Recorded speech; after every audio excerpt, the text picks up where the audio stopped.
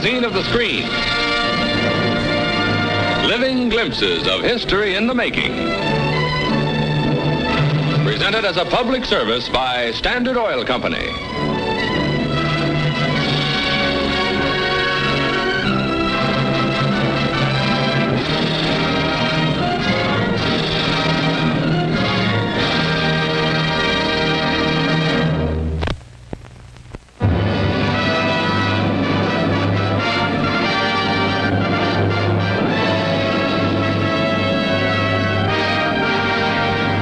Restless Trieste, free territory on the Adriatic Sea, long coveted by Yugoslavia and Italy.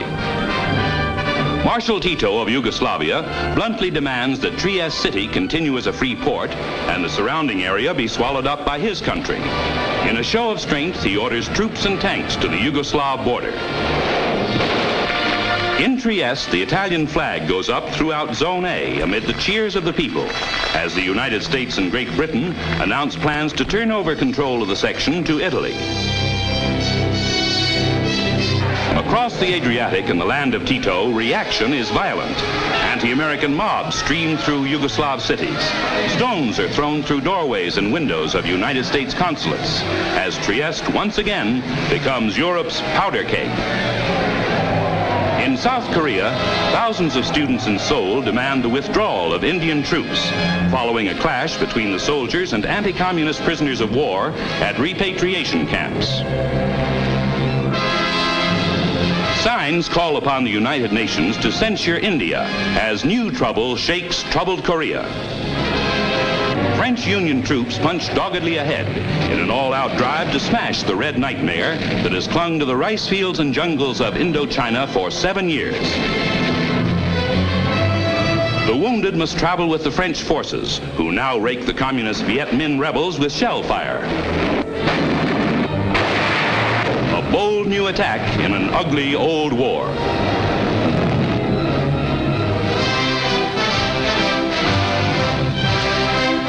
Thousands of guests swarm into a circus tent at Hershey, Pennsylvania to attend a mammoth, colorful birthday party for President Eisenhower.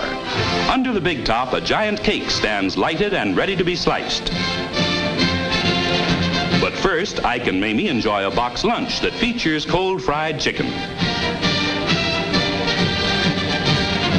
Then later at the Hershey Arena, the president, driving a one-horse shay, arrives with Mrs. Eisenhower for an elaborate entertainment program.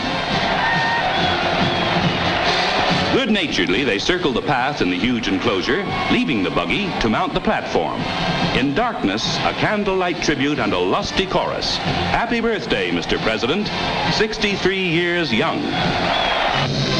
Flying south to dedicate the new Falcon Dam on the Rio Grande, President Eisenhower is making his first trip outside the country since entering the White House. He greets Mexican President Adolfo Cortines warmly, and the two chief executives join in unveiling monuments marking the completion of the $47 million project. Two good neighbors with but one goal, the cause of true peace.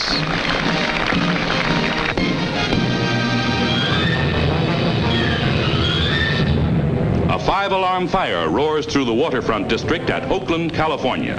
Raging flames force 125 firemen to keep their distance while they pour tons of water into the inferno. Flames burst from a huge warehouse where vast quantities of supplies for troops in Korea are stored.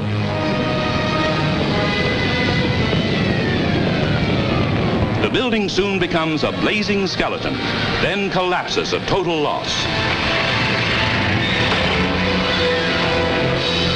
Next morning, a mass of charred wreckage, damage totaling $12 million.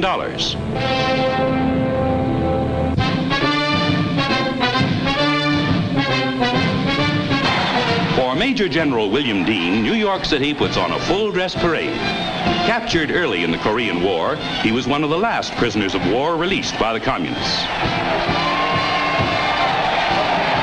500,000 New Yorkers pour out their admiration and affection for the hero of Daejeon, a Congressional Medal of Honor winner.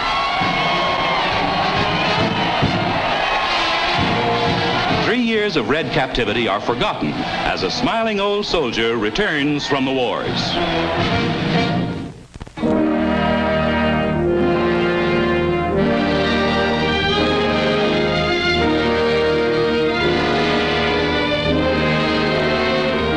ocean floor is the studio of the Italian painter Palumbo, one of those gifted persons who produce unusual works of art.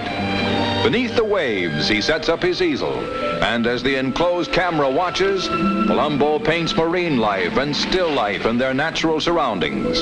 He uses special paints on a treated surface to reproduce a wonderful watery world of rippling movement where his subjects forever bow and curtsy to the tide.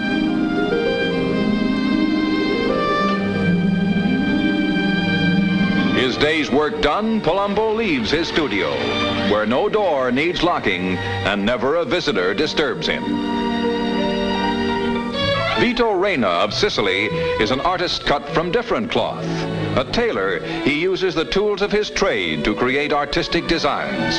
The proper colored swatch is selected by the artist after he has completed a paper pattern of each piece of the design. After it has been cut to the proper shape, the cloth is placed on the pattern.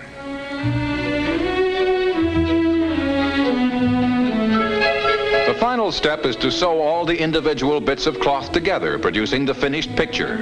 To make one of these masterworks requires more than 500 yards of thread and 1,000 to 1,500 bits of colored fabric.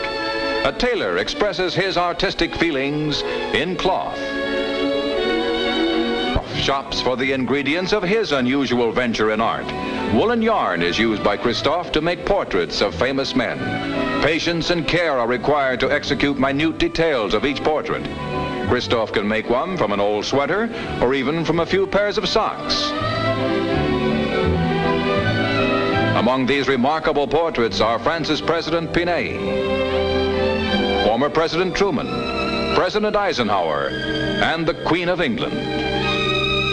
Now let's visit a typewriter artist, Donna Montserrat Escaribol, who uses the keys of her machine to produce portraits on white-coated canvas that bear an amazing faithfulness to the subject.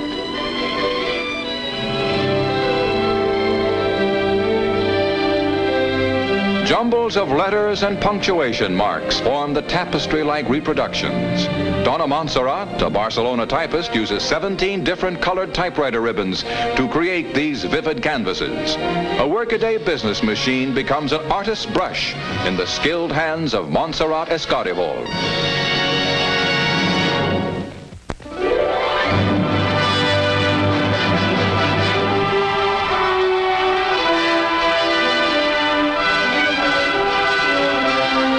Moving day on Washington's Deschutes River. Moving day for hundreds of salmon bound upstream to spawn, but blocked by impassable waterfalls. No salmon visited the Deschutes until the state stopped the river. Now, by instinct, descendants of the first salmon return, starting another life cycle. At a fish ladder, workers inspect the salmon, tiny fingerlings when they left the river 4 years ago. Each scale records the salmon's life, the years it has spent in fresh water, the years in the sea, but not the times it has got away. Big buckets transfer the fish from the river to a special tank truck, which will carry them over roads, bypassing steep waterfalls they can't swim. On other rivers, salmon fight their way upstream, leaping small falls. But for these lucky fish, it's a free taxi ride. They are the grandchildren of the first to shoot salmon. Above the falls, unloading begins. None the worse for their short stay on land. The salmon slide happily back into the river. From here, the fish journey still farther upstream, perhaps hundreds of miles, until they reach the breeding grounds, in shallower waters near the river's source. But natural enemies await the fish at the end of their trip. Commercial fishermen on the Pacific coast catch many millions of dollars worth of salmon a year. And amateurs, like this vigilant fellow, manage an occasional fish dinner too. Yes, Mr. Bear is a first-class fisherman. An average adult salmon weighs close to 20 pounds when it returns to the stream where it was born. One fish that size is enough of a meal for any bear. The salmon have returned and a new life cycle begins in the Deschutes River.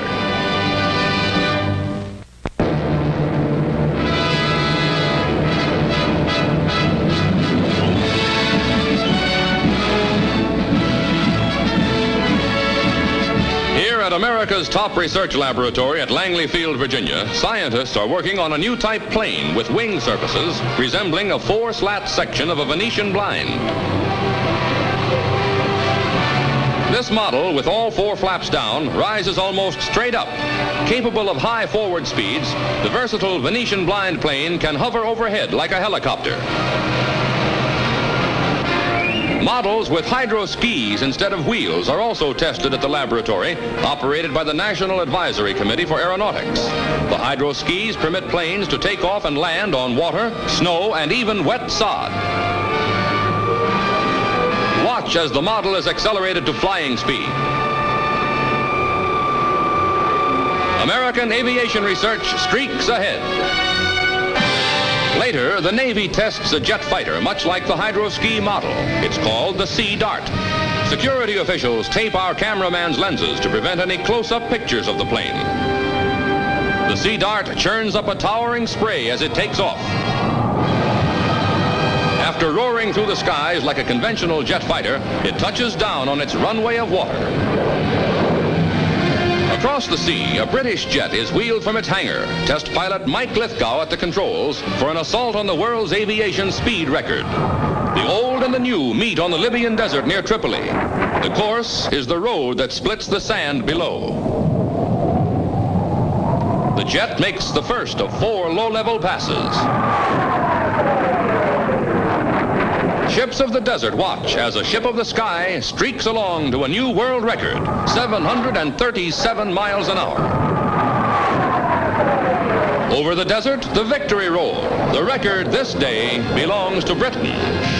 America, 10 days later, goes after the mark England has just set.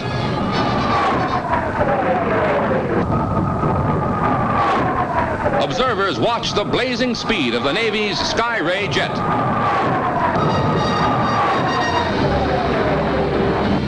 For Lieutenant Commander James Burton, congratulations on still a new record, 753 miles an hour. The Air Force's first supersonic jet fighter, capable of low-level flight faster than sound, hurtles into the sky.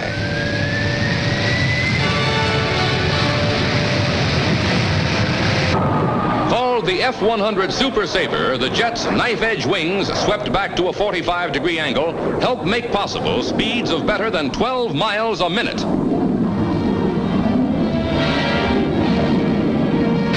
The sleek silver ship comes in so fast that a drag parachute must snap out to slow its landing speed. Test pilot George Welch's supersonic flight shattered windows along the route of his low-level runs. The Air Force Thunderbirds, a team of trained combat instructors, show what can be done at terrific speeds with the versatile Thunderjets. Flying in tight formation, 15,000 feet high, tests the judgment and skill so vital in aerial combat. Taking the cue by radio, the 4 Thunderbirds slipped from one formation to another with the precision of a crack drill team.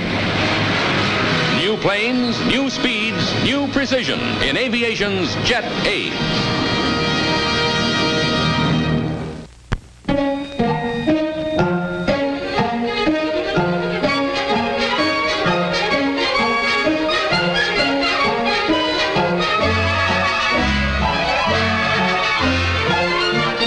This is the House of Clocks at New York University, a fascinating museum filled with a rare collection of 2,500 timepieces, carefully preserved milestones in the history of clocks. The curator of the museum, Professor Edward Conrad Smith, examines an 18th century traveling clock belonging to the collection, which records man's attempts through the ages to measure time. The first timepiece was the sundial, invented in 2000 BC by the Babylonians to follow the daily voyage of the sun in the heavens. The sand glass replaced the sundial, for its steady flow produced a more precise measurement of passing time. In medieval days, a marked candle was used with colored bands indicating units of time. The oil lamp clock used at night was still another of the primitive methods of keeping time. Much like the candle, the jar was marked to record the changing level of the burning oil. With the first mechanical clock in 1316, a new art was born. This elaborate clock is a 17th century Dutch creation. A second example of Dutch craftsmanship, a wooden clock with trip hammer chimes.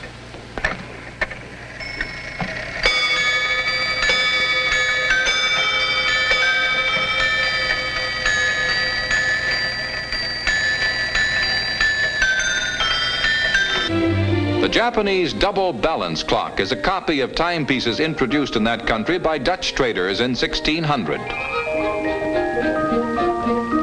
Only one of the balances is in operation at a time, switching automatically to the other at daybreak and sunset. The flintlock pistol clock was the 18th century alarm clock. It fired a shot of gunpowder, lighting a candle to permit the owner to read the time.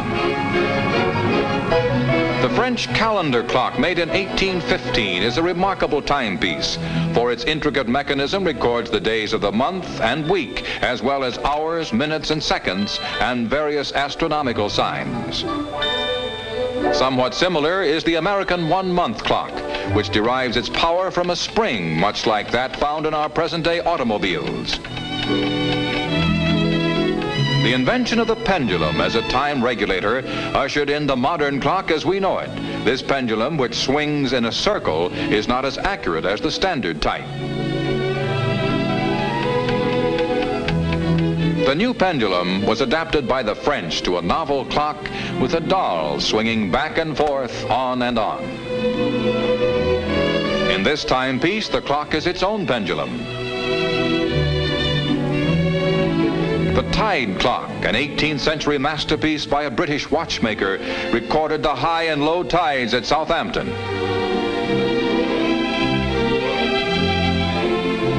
The extraordinarily intricate American cosmochronotrope can tell the time of day at any point on the Earth's surface. A model sun revolves once a year around the rotating globe at the top, illustrating the 4 seasons, indicating which areas are in sunlight and darkness, and providing an amazingly accurate portrayal of the Earth's role in the solar system. Here at the Museum of Clocks can be found the finest row of American grandfather clocks in existence, many of them 200 years old. They too are chapters in the histories of man's search for new instruments to measure the never-ending passage of time, the image of eternity.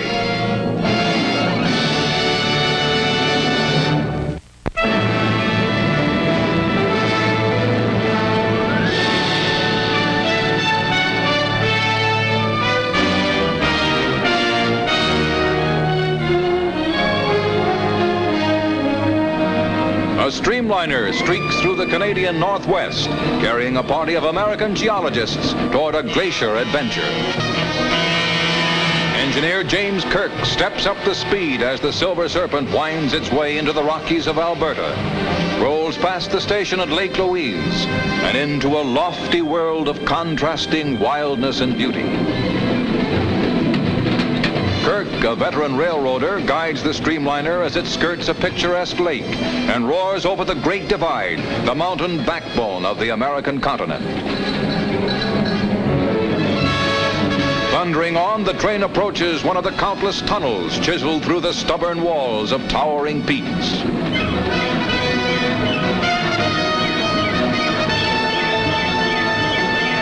Seconds later, emerging from the inky darkness, the windshield is spattered with moisture from the tunnel's rocky interior.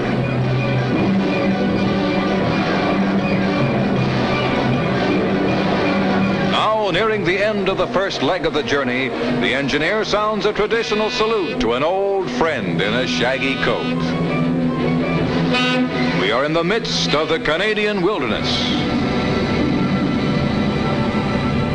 The second leg of the journey is not by horse. The horses will be carried by truck as far as there are roads. Then, high in the Rockies where the roads end, the horses' work will begin. First over sharp rocks and then treacherous ice.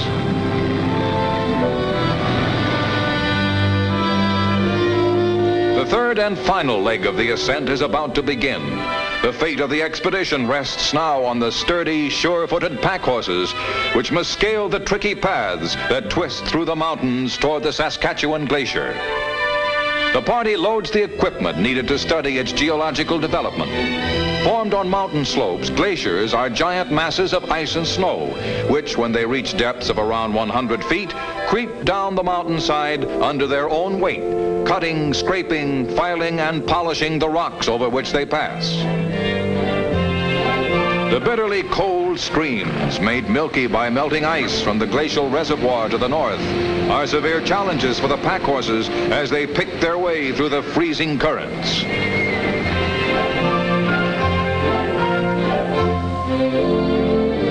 With practiced skill, a veteran guide leads a balky horse out of the stream.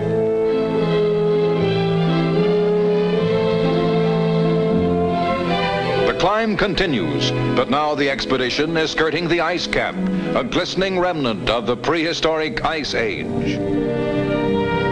And in the eerie shelter of the surrounding mountains, horses and men first set foot on the tongue of the Saskatchewan Glacier. A great sheet of ice, hundreds of miles square and in places thousands of feet thick, the most powerful force of erosion to attack the Earth's high places. On the peak of the ice cap, men unload the pipes which will measure the depth of the frigid mass and the generator needed to power the equipment used in the tests.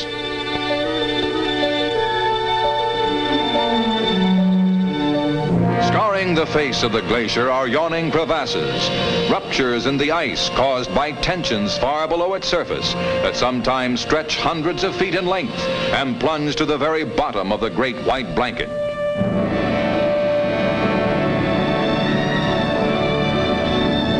But now the tests begin. Sections of the aluminum pipe are joined to the bit, which, after it is heated red hot, will sear through the brittle ice. Clues to the structure and movement of the glacier can be found in measuring its depth. Glaciers which once covered most of the American continent are gradually retreating northward as the Earth grows warmer. Exploring the area surrounding their camp, two members of the expedition spy a glacial water spout in the distance. When streams running beneath the ice are blocked, the water is forced upward to create a strange, ice-cold geyser. Huddled on a rocky oasis, the party surveys a vast desert of snow and ice. The 1-million-year-old Saskatchewan Glacier, cradled on the shoulders of the Canadian Rockies.